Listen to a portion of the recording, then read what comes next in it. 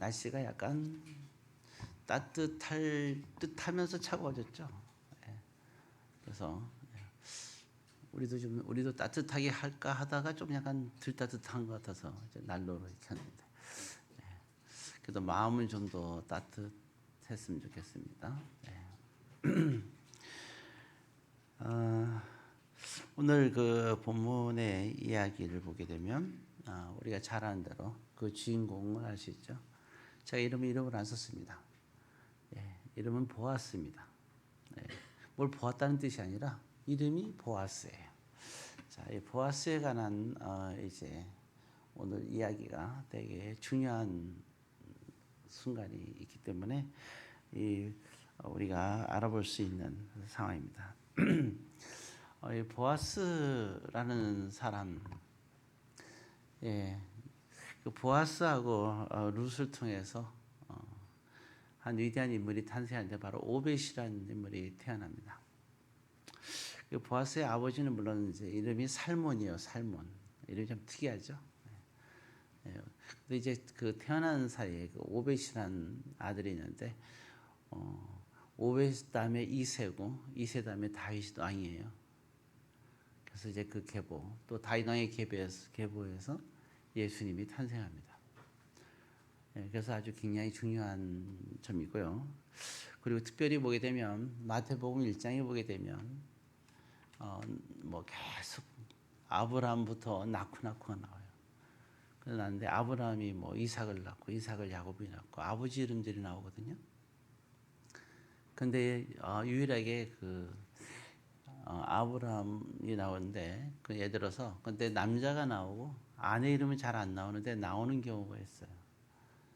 예를 들어서 유다는 그 아내 이름이 나와요. 다말에게서 베레스를 낳고 이렇게. 그래서 거기 마태복음에 나오는 5명의 여인들은 그 중에 한 명이 우리가 잘 아는 대로 예수님의 어머니 마리아도 등장합니다. 근데 이 보아스는 보게 되면요, 보아스의 어머니가 라합이에요. 그의 아내는 당연히 룻이죠. 근데 5명의 여인 중에 보아스의 어머니가 들어가고 라합이 들어가고요. 그리고 또 그 5명 여인 중에 보아스의 아내 룻이 들어갑니다. 이 보아스의 이렇게 중심으로 5명의 위대한 여인이 성경에 들어간다는 거죠. 우리가 볼 때는 어떻게 볼지 모르겠지만 하나님의 그 기록에 위대한 족보의 하나님의 기록이죠. 세상에 위대한 족보도 많이 있죠, 물론. 유럽도 마찬가지고, 미국도 마찬가지고, 우리나라도 마찬가지잖아요, 그죠? 우리나라의 족보에 뭐 삼국 시대부터 시작해서 조선 시대까지 해서요. 뭐 여러 가지 있죠. 고려 시대도 있고 있는데 수많은 족보가 있지만 또 수많은 그 위대한 여인들도 많이 있죠. 그런데 성경에 위대한 여인은 마리아를 포함해서 5명이다 하는 것을 알 수가 있습니다. 자, 그러니까 보아스가 참 특별한 사람이죠. 보아스라는 사람이 하나님의 그 역사에 오벳의 그 흐름에 족보에 들어간 사람인데 이렇게 보게 되면 가만히 보게 되면 그의 어머니 랍, 그의 아내 룻. 근데 사실은 그 룻이란 여인이 존재하기 위해서는요, 그것이 원래 전의 시어머니죠. 전의 시어머니. 왜냐하면 그 룻이 재혼을 했거든요. 재혼한 여인이에요. 남편이 죽고 다시 보아스하고 결혼하게 된 겁니다. 그런데 그러니까 이게 원래 룻의 전의 시어머니인데 이제 어머니처럼 모시고 살잖아요. 보아스도 장모처럼 모시고 사는 여인 나오미가 있습니다. 사실 룻이라는 여인의 신앙이 만들어지기까지는 나오미가 없었으면 룻이라는 여인이 존재할 수가 없어요. 왜냐하면 그에게 모든 신앙을 가르쳤고 그리고 또 모든 그 신앙심을 키워준 사람이 바로 나오미였기 때문이죠. 룻이 겉으로 나왔지만 사실은 나오미의 신앙이 참 대단한 거죠. 자, 어찌되었든 이와 같이 2명의 그러한, 그럼 나오미까지 하면 3명의 여인이죠. 3명의 여인의 그런 위대한 여인 속에서 탄생한 사람이 바로 보아스다. 그리고 혼자서 어떤 하나님의 역사를 이룬 게 아니고요. 이 보아스라는 인물은 혼자서 될 게 아닙니다. 함께 하나님의 역사를 이루어갔던 것을 알 수가 있어요. 그래서 우리는 그 공동체라는 게 현 시대에 사는 공동체가 중요해요. 나 혼자 할 수 있는 건 아무것도 없어요. 아무리 똑똑하고 위대해도 한 사람의 신앙으로는 불가능하거든요. 위대한 믿음의 신앙인들이 모였을 때 한 사람 한 사람, 아까 얘기했잖아요. 라브도 그렇고 룻도 그렇고 보통 신앙이 아니잖아요. 그런 위대한 신앙인, 그리고 또 보아스, 그런 세 사람의 그런 신앙인들이 모여서 한 시대를 좀 풍미하고, 그리고 한 정점을 찍었고, 그 역사가 오늘 우리에게까지 이어져서 예수님의 오시고 또 우리가 예수 그리스도를 주라 신하했던 그런 위대한 역사가 있습니다. 그래서 우리 그걸 보면 세상적인으로는 조상은 아니지만 믿음으로는 조상으로 믿음의 조상으로는 우리가 볼 수 있죠. 자, 그러면 우리가 이 보아스라는 사람을 얘기할 때 단순하게 보아스만 볼 수는 없어요. 그래서 이제 우리는 도대체 라합은 어떤 여인이고 믿음으로, 다른 건 몰라도 적어도 믿음적으로, 그 다음에 룻이라는 여인은 도대체 어떤 여인인지 좀 우리가 살펴볼 필요가 있고요. 그 가운데 또 보아스의 그러한 우리가 그의 인품이라든가 신앙을 볼 필요가 있습니다. 자, 우리가 이런 부분들을 볼 텐데 사실 그런 볼 게 참 많네요. 그럼 우리가 오늘 오전에 우리가 볼 수 있는 만큼의 신앙을 보도록 하겠습니다. 일단 좀 살펴볼까요? 룻기를 보게 되는데 일단 제일 먼저 우리가 그래도 보게 되면 그의 아내부터 보도록 하는 게 좋겠죠. 룻이죠. 보아스 안에 룻에 관한 얘기를 하고 싶습니다. 뭐 다른 건 다 생략하고 여러분들이 아무래도 이제 여러분들이 이 그 본문을 보면서 몇 가지 좀 보면 되겠고요. 룻기서를 일단 여러분들이 읽으면 도움이 되지 않겠나 생각합니다. 자, 일단 그럼 바로 넘어가서 룻이란 여인이 이제 그 어머니의 명령에 따라서 이제 보아스라는 사람인데 그 보아스에게 찾아가는 장면이 나옵니다. 그것도 이제 보면 3장 6절에 보게 되면 본문을 보면서 잠깐 얘기하죠. 자, 룻기서 3장 6절하고 7절, 5절부터 7절까지 읽도록 하죠. 같이 읽습니다. 룻이 시어머니에게 이르되 어머니의 말씀대로 내가 다 행하리이다 하니라. 그가 다장마당으로 내려가서 시어머니의 명령대로 다 하니라. 보아스가 먹고 마시고 마음이 즐거워 가서 곡식단 더미의 끝에 눕는지라. 룻이 가만히 가서 그의 발치 이불을 들고 거기 누웠더라. 사실 참 쉬운 일은 아니죠. 보아스는 피곤해서 이불을 덮고 잠을 자고 있었어요. 그리고 자다가 이상해서 눈을 뜨고 보니까 뭔가 좀 이상한 거예요. 깜짝 놀라서 이렇게 이불을 들추고 이렇게 보았죠. 보니까 한 사람이 있었던 건데 여인이었던 것이죠. 그러니까 그 여인이 누군가 이렇게 봐야겠죠. 보니까 자세히 보니까 룻이 이제 그렇게 찾아왔거든요. 사실은 이게 우리가 보통 일은 아니잖아요. 그렇죠? 아무도 없는 어두운 밤에 아무도 없는 곳에서 왜 한 여인이 남자의 그 잠자고 있는 이불 침상 안으로 들어올 것인가? 참 이건 어떻게 보면 참 황당하잖아요, 그죠? 쉽지 않은 결정 아니겠어요? 만약에 그 남자가 만약에 쫓아낼 수 있는 거 아니에요? 네 뭔데 들어왔어? 할 수 있는 거잖아요. 그리고 보면 그래, 참 이 여자는 해픈 여자구나 생각할 수도 있잖아요. 그렇잖아요.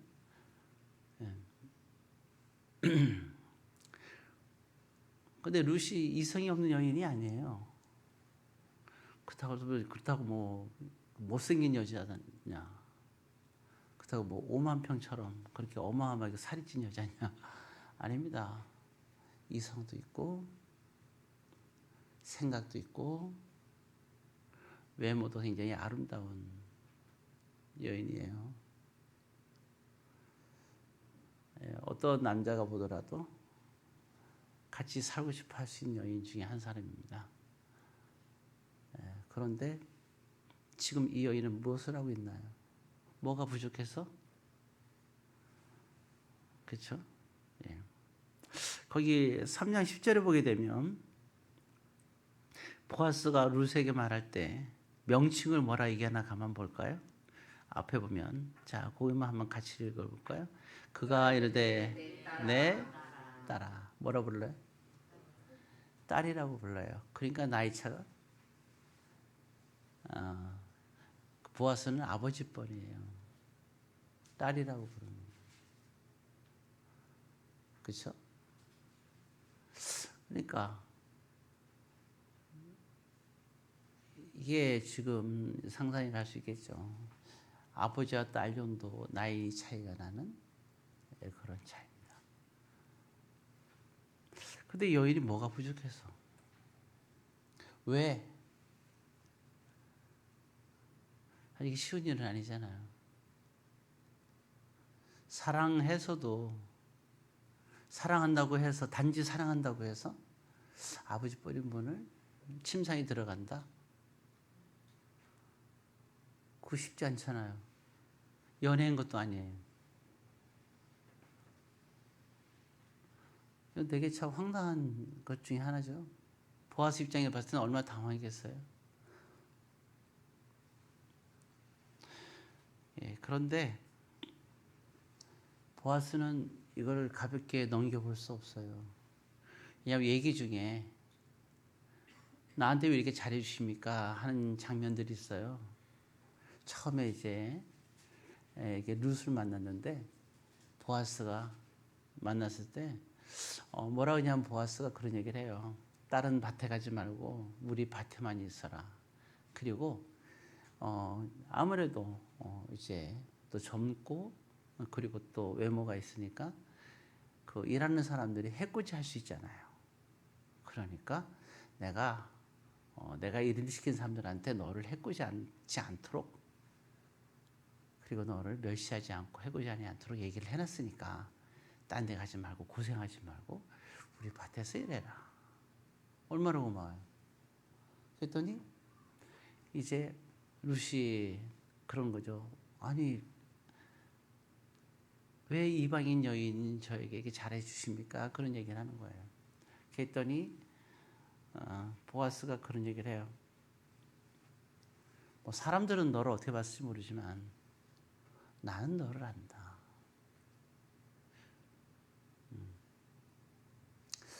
예. 안다고 얘기를 하죠. 그럼 뭐 어떤 여인이냐? 그 얘기를 하는 거예요. 룻이 이건 보아스는 굉장히 룻을 굉장히 높이 평가해요. 이 여인을 왜냐하면 모압에 있는 여인인데 사실은 그 시어머니 나오미를 따라서 온다는 건 말이 안 되는 거예요. 모압이란 나라하고 이스라엘 나라는 거의 형제지간이면서도 왼수지간이에요. 그러면 이게 별로 좋지 않잖아요. 우리나라도 보게 되면 지금은 많이 좀 좋아졌는데 과거에는 일제시대 때문에 우리가 한국과 일본하고는 서로 사이가 안 좋았잖아요. 상당히 그죠? 지금은 진짜 많이 좋아졌죠. 서로 사이가 안 좋았어요. 근데 만약에 그 당시 사이가 안 좋았을 때 이제 일본 사람이 이렇게 보게 되면 좀 부정적인 반응이 있었어요. 한 예를 들면 축구를 하게 되고요. 다른 팀한테는 져도 되는데 일본 팀한테는 지면 안 되는 거예요. 아주 목소리 걸고 했어요. 그 정도예요. 모압이 형제지간이면서도 그렇게 많이 다퉜던 그런 거거든요. 그러니까 이 여인이 지금 모압 여인이란 말이에요. 예, 그런데 그러니까 안 오는 게 더 편하잖아요. 나오미를 따라오는 오는 것이 그것도 그렇고 나오미가 분명히 룻에게 얘기를 했어요. 뭐라고 얘기했냐면 너가 많이 나를 따라오지 마라 나를. 왜냐하면 만약에 나를 따라오게 되면 그 이스라엘은 결혼 제도가 수혼법이라고 있어요. 한번 결혼한 여자들은 처음에 결혼할 땐 상관이 없는데 한 번 결혼하게 되면 재혼할 때는요 가장 가까운 친척하고 결혼을 해야 돼요. 이 규칙이 이게 성경의 규칙이 아니고요. 이 규칙은 이스라엘의 규칙이에요. 그래서 그걸 따라야 되는 거야. 근데 이게 나오미가 뭐라냐면 야, 내 나이에 내가 지금 애를 어떻게 내가 언제 누구랑 결혼하고 내가 애를 어떻게 낳았고 걔가 또 난다 하더라도 너랑 어떻게 사니? 그렇잖아요. 갓난 얘기를 하고. 그러니까 날 따라오지 마. 넌 그러면 날 따라오면 넌 혼자 살아야 돼. 너 젊은 나이에 혼자 계속 살 수 있어? 며느리가 둘이었잖아요. 그죠? 그 얘기를 하니까 둘이서 그 며느리 둘하고 나오미하고 많이 펑펑 울어요. 친딸처럼 이렇게 살았거든요. 많이 웁니다. 그러면서 첫째 며느리는 떠나요. 울면서 입 맞추면서 떠나요. 근데 그럴 때 룻은 안 떠나요. 그때 고백을 하는 거예요. 어머니 저를 떠나라고 하지 마세요. 그러면서 아주 중요한 얘기를 합니다. 무슨 얘기를 하냐면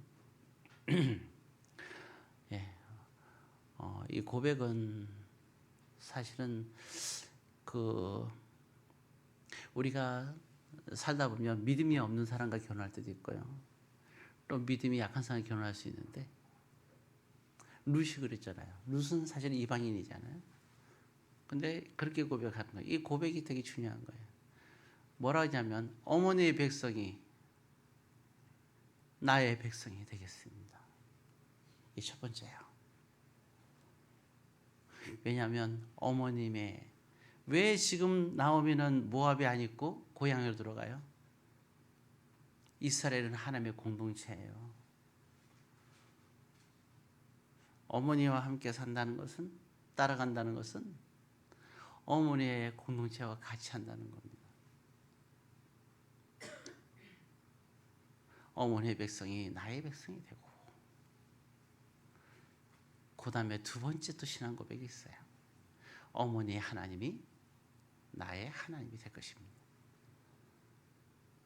그리고 세 번째 얘기를 하죠. 나는 절대로 어머님을 떠나지 않겠습니다. 만약에 내가 떠나면 나는 하나님께 벌을 받을 겁니다. 이런 결단을 하는 거예요. 약속, 서원. 그게 절대 날 떠나게 하지 말라고. 이 세 가지의 고백을 딱 듣는 순간 나오면 깨닫는 거죠. 이 고백은 나에 대한 고백일 뿐만 아니라 하나님에 대한 고백이구나. 사실 나오미는요 떠날 때 남편도 죽었죠. 아들 둘도 죽었죠. 근데 모압에서 그래도 재산도 다 잃었죠. 그리고 그때 사랑하는 이 며느리 둘이 정말 딸처럼 사랑했거든요. 남은 거는 두 딸밖에 없어. 딸 같은 며느리밖에 없는 거예요. 근데 결단하고 떠나는 거예요. 며느리 애들 다 남은 며느리까지 다 버리고 마지막 생이 얼마 안 남았잖아요. 마지막 남은 삶에 무슨 결단을 하고 떠나요? 나오면은 단 한 가지 포기할 수 없는 한 가지. 내 인생의 지금 이 나이에 나의 지금 이 나이에 다 없어진 이 나이에 내가 한 가지를 할 수 있는 게 무엇일까를 선택하고 고민하는 거예요. 그리고 그 한 가지를 선택하게 되는데 그래 한 가지 하나님만은 하나님의 성전에서 거룩한 성전에서 내가 하나님을 만날 수 있는 거룩한 성전에서 남은 생에 하나님을 의지하고 예배드리며 살 수 있다면 그 한 가지만큼은 내가 할 수 있겠구나. 그래서 사랑하는 며느리한테 얘기를 하고 떠났던 거예요. 그럼 우리도 인생에서 이 나오미의 모습을 보면서 정말 소중한 게 우선순위가 뭔가를 생각을 해볼 필요가 있어요. 놓지 말아야 될 거. 결국 우리가 인생의 마지막에 생각해 보세요. 야, 내가 죽으니까 너도 같이 나 따라 죽어. 이게 되나요? 안 되잖아요. 동시에 죽을까? 어떻게 해요? 말도 안 되는 얘기를 하겠어요. 네, 그게 아니잖아요. 그러나 우리가 마지막 죽음을 문 앞에 딱 뒀을 때는 우리는 문의 앞에서는 주님이 우리를 부를 때 우리는 이제 죽을 때 그 앞에 나 혼자 있잖아요. 그때 나는 무엇을 갖고 있을 것인가? 세상에 있는 거 다 내려놓고 가야 돼요. 아시죠? 그래서 라헬이 세상에 있는 게 너무 많아가지고 죽을 때 슬프다 그랬잖아요. 그러니까 아무것도 없는 거예요. 라헬은 세상에 있는 동안엔 다 있었어요. 그죠? 사랑하는 남편도 있었고 사랑하는 아들 둘도 있었고 위대한 아들 둘도 있었고 물질도 있었고 다 있었어요. 근데 막상 주님 앞에 갈 때는 다 내려놓고 가야 되니까 너무 슬픈 거예요. 근데 나오미는 주님이 부를 때 있었어요. 한 가지 뭐죠? 하나님만 붙잡고 있었던 거거든요. 하나님을 찾아서 나의 백성을 찾았어. 우리 다 보면 고향으로 돌아간다 그러잖아요. 죽으면 고향으로 돌아간다. 여러분들의 고향은 어딘가요? 하나님의 백성들의 공동체가 고향이에요. 여기가 고향인 거예요. 나의 신앙의 주님의 피로 함께하는 공동체, 주님이 구원시켜서 모여있는 이 공동체, 서로 돈의 경쟁을 할 필요도 없고 서로 시기할 필요도 없고 서로 미워할 필요도 없고 미워하다가도 미워하면 안 된다고 돌이키고 시간이 지나면 서운해도 용서하고 서로 사랑하며 미워도 밥 한 그릇 대접하는 이 공동체, 나오미의 공동체, 신앙의 공동체의 백성, 그곳으로 돌아가는 거예요. 그곳에서 하나님은 거룩하신 여자 주님을 만나는 거죠. 그리고 가는 거예요. 한 가지가 나오미는 있어요. 그런데 룻은 없어요. 라헬은 없어요. 큰일 날 뻔했네요. 라헬은 없어요. 세상에 다 모아놨던 것, 욕심냈던 것 다 소용이 없네요. 주님 부르니까. 여러분들은 주님이 부를 때 무엇을 갖고 있습니까? 가져갈 수 있는 게 뭐예요? 나오미는 가져갈 것이 생겼어요. 이게 나오미의 위대한 영성인 겁니다. 이 영성이 누리시라는 존재를 만드는 거예요. 그래서 이렇게 룻이 그 나오미의 영성을 받아가지고 어머니의 백성이 나의 백성이 되고 어머니의 선택, 신앙의 공동체, 같이 경배와 찬양이 된 신앙의 그 공동체를 찾아가잖아요.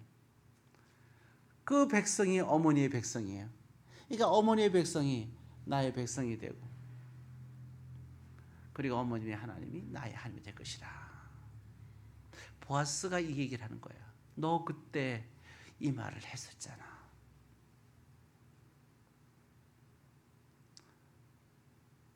보아스가 이 룻을 알아주는 거예요.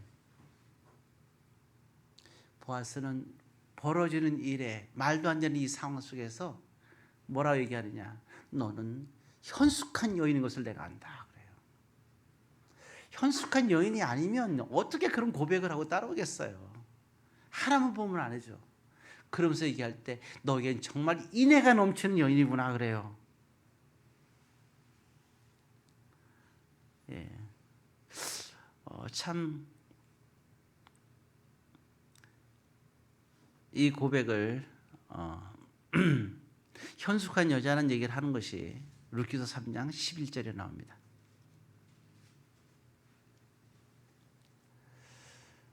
그리고 인애란 말은 10절에 나와요. 3장 10절을 한번 이때 보아스가 이 상황에서 한 얘기예요. 자, 10절만 한번 읽어보겠습니다. 그가 이르되 내 딸아 여호와께서 내게 복 주시기를 원하노라. 내가 가난하건 부하건 젊은 자를 따르지 아니하였으니 내가 베푼 은혜가 처음보다 나중이 더하도다. 처음이 뭐예요? 나오미를 따랐던 것이 처음의 신앙 고백. 두 번째는 어머니의 명령을 따라서 돈이 있건 없던 젊은 자를 따르는 것이 당연히 네 나이 또래를 따르는 게 당연한데 아버지와 같은 나의 나이를 따르는 너의 신앙, 이 신앙은 첫 번째보다 더하구나. 어머니의 명령을 따르는 룻의 모습에 큰 감동을 받는 거예요. 여러분, 결혼하는 게 뭐예요? 여인에게 결혼이라는 것은 남자에게 생을 바치는 거예요. 남자들은 그걸 잘 몰라요. 모든 삶을 통틀어서 바치는 게 결혼이잖아요.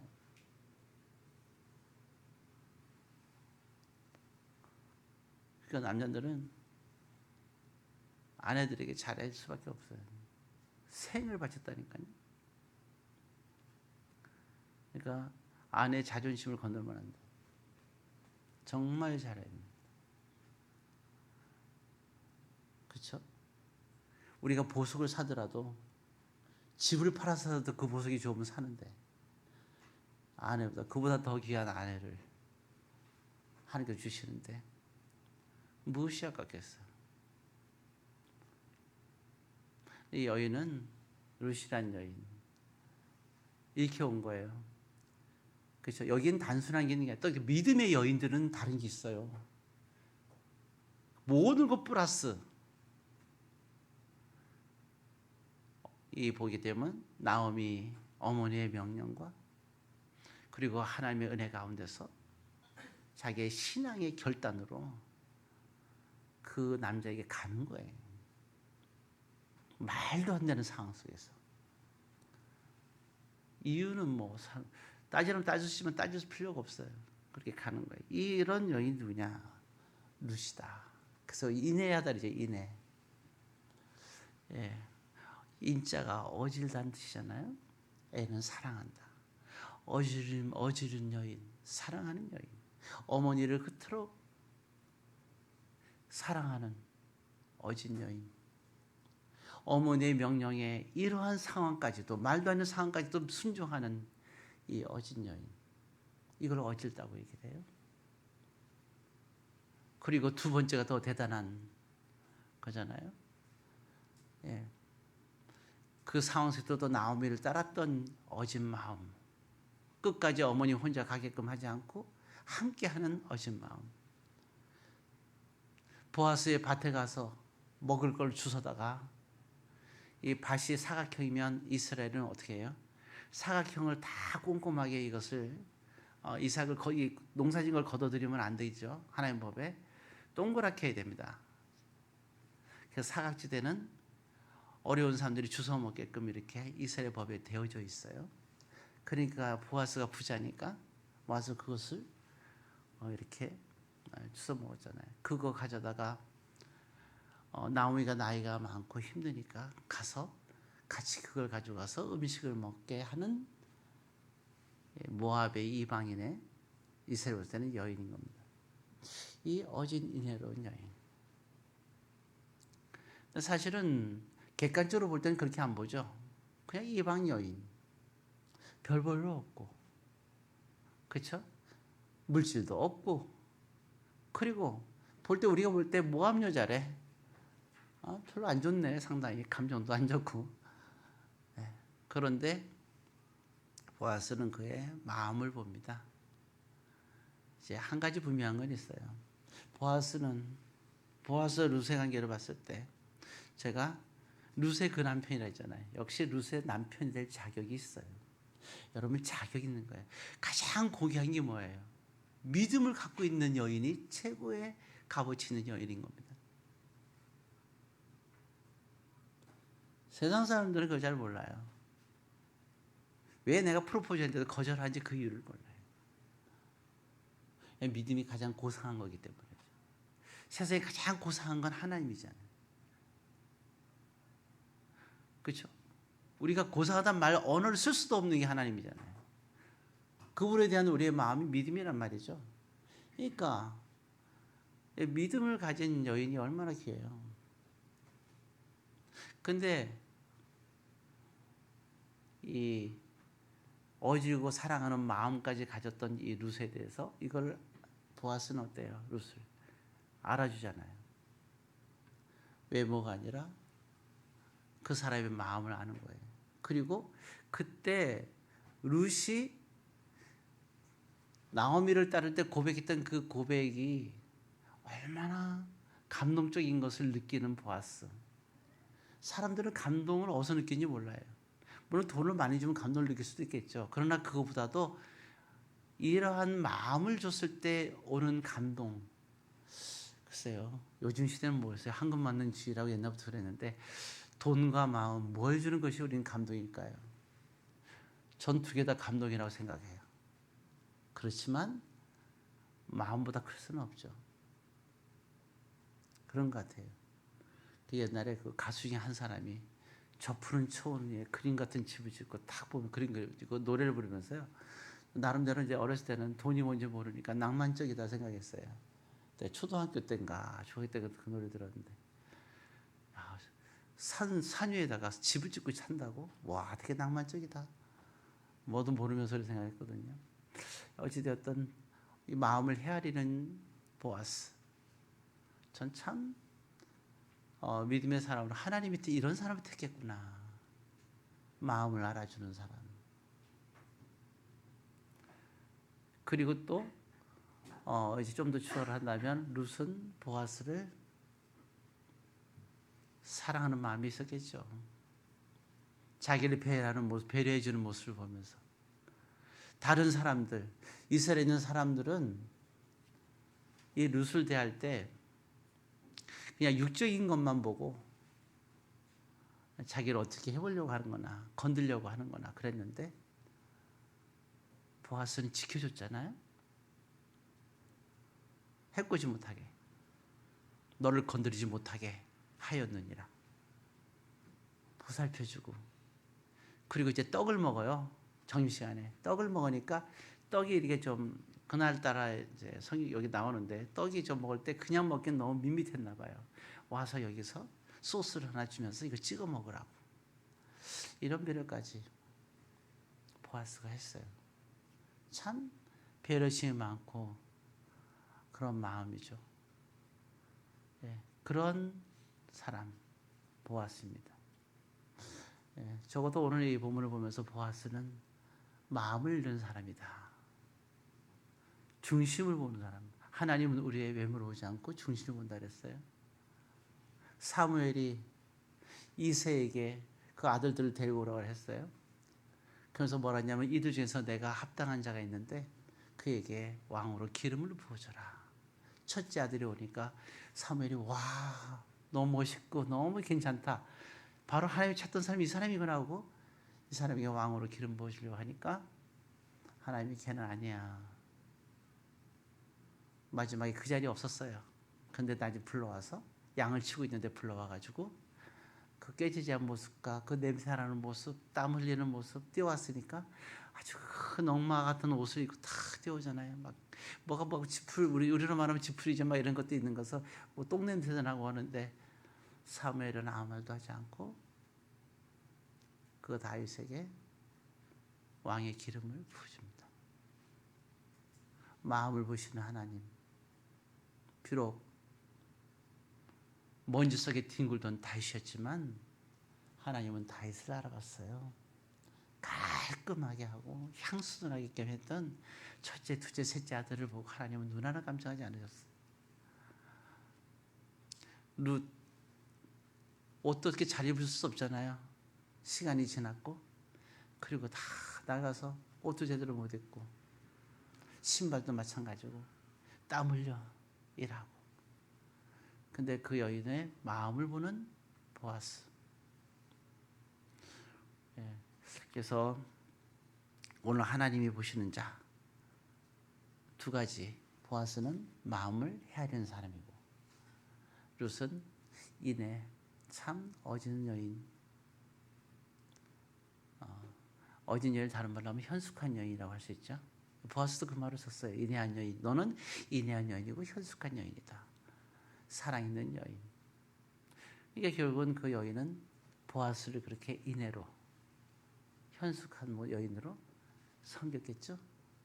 그리고 보아스는 한평생 또 룻을 배려하며 마음을 읽으며 살아가겠죠. 오늘 그 보아스를 통하여 이런 마음을 통하여서 하나님의 위대한 역사에 수레바퀴는 흘러갔다. 예. 오늘 이제 오전에는 룻과 보아스에 관한 이야기를 좀 했는데 오후 시간에는 또 보아스와 그의 어머니에 관한 이야기를 좀 더 살펴보도록 하기를 원합니다. 기도하겠습니다. 사랑의 아버지 하나님, 오늘 룻과 보아스의 신앙에 대해서 살펴보았는데 항상 우리가 보게 되면 외모를 보지 않고 마음을 보시고 그리고 그 사람을 헤아리는 그 헤아림의 신앙, 그리고 나의 백성, 하나님의 백성, 그리고 하나님을 믿는 신앙, 이 신앙을 고백했던 룻의 신앙, 이 신앙을 가지고 우리가 한 남은 생애를 또 살아가게 하옵소서. 예수님의 이름으로 기도드리옵나이다. 아멘.